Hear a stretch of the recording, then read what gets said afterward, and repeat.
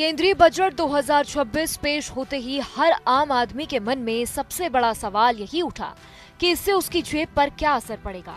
सीधे शब्दों में कहें तो सरकार ने रोजमर्रा की चीजों पर लगने वाला जीएसटी नहीं बदला है, लेकिन इंपोर्ट ड्यूटी और कुछ टैक्स में ऐसे बदलाव किए हैं जिसका असर आने वाले समय में बाजार पर जरूर दिखेगा। यानी कुछ चीजें सस्ती हो सकती हैं और कुछ पर खर्च बढ़ सकता है। इस बार बजट का फोकस इलाज, ग्रीन एनर्जी और देश में मैन्युफैक्चरिंग को मजबूत करने पर रहा है। बजट की सबसे बड़ी राहत कैंसर के मरीजों के लिए आई है। सरकार ने कैंसर के इलाज में इस्तेमाल होने वाली 17 जरूरी दवाओं पर कस्टम ड्यूटी पूरी तरीके से खत्म कर दी है। इसके अलावा दुर्लभ बीमारियों की दवाओं और खास मेडिकल न्यूट्रिशन पर भी टैक्स नहीं लगेगा। इससे इलाज का खर्च धीरे धीरे कम होने की उम्मीद है। हालांकि इसका फायदा तुरंत नहीं दिखेगा क्योंकि दवाओं की कीमतें कंपनियों और स्टॉक पर भी निर्भर करती है। ग्रीन एनर्जी को बढ़ावा देने के लिए सरकार ने ईवी बैटरी और बैटरी स्टोरेज सिस्टम से जुड़े कई सामानों पर इंपोर्ट ड्यूटी हटा दी है। साथ ही सोलर पैनल बनाने में इस्तेमाल होने वाले कुछ केमिकल्स को भी टैक्स फ्री कर दिया गया है।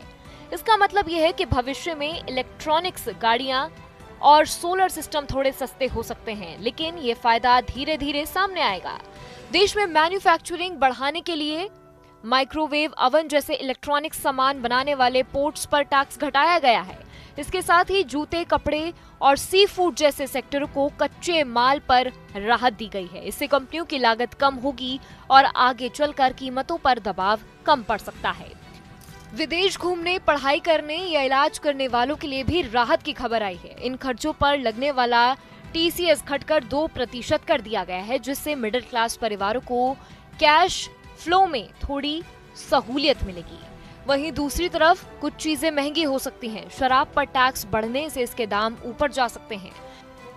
सबसे जरूरी बात यह है कि बजट के बाद दाम तुरंत नहीं बदलते। टैक्स का असर नए स्टॉक पर निर्भर करता है और कंपनियां तुरंत कीमतें घटाएं ये जरूरी नहीं। साथ ही रोजमर्रा की चीजों के दाम जीएसटी काउंसिल तय करती है, बजट नहीं।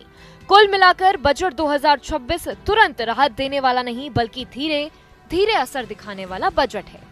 इसमें सरकार ने कुछ जरूरी सेक्टर को सस्ता कर दिया है और गैर जरूरी खर्च को महंगा करने की दिशा में चुना गया है। आज 1 फरवरी को देश का सबसे अहम आर्थिक दिन माना जा रहा है, क्योंकि वित्त मंत्री निर्मला सीतारमण ने संसद में अपना 9वां केंद्रीय बजट पेश किया है।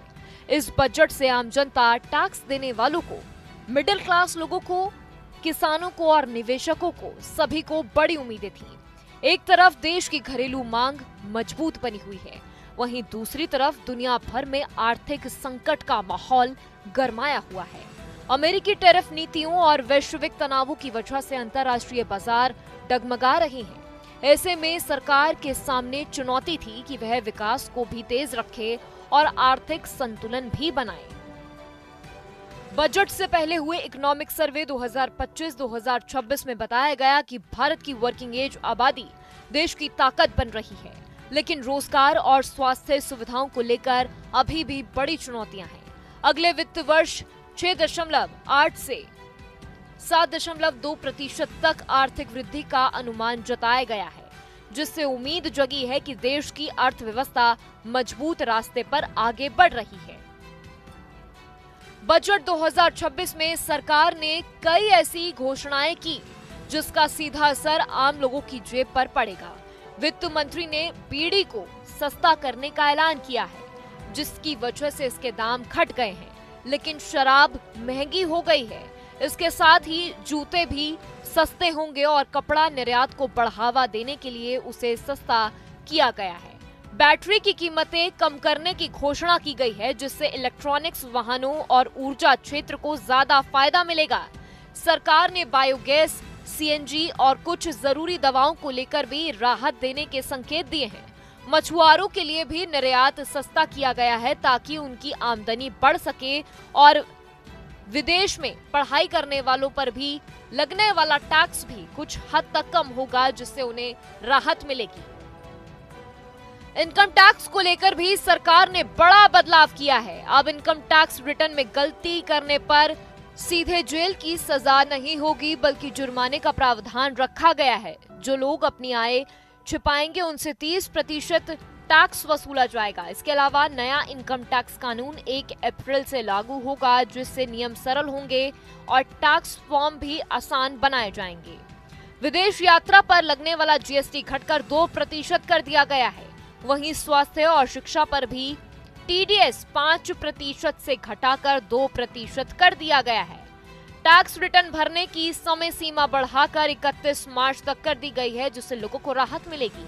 कुल मिलाकर बजट 2026 में सरकार ने राहत, सुधार और विकास तीनों को संतुलित करने की कोशिश की है, जिससे आम आदमी से लेकर कारोबार जगत तक को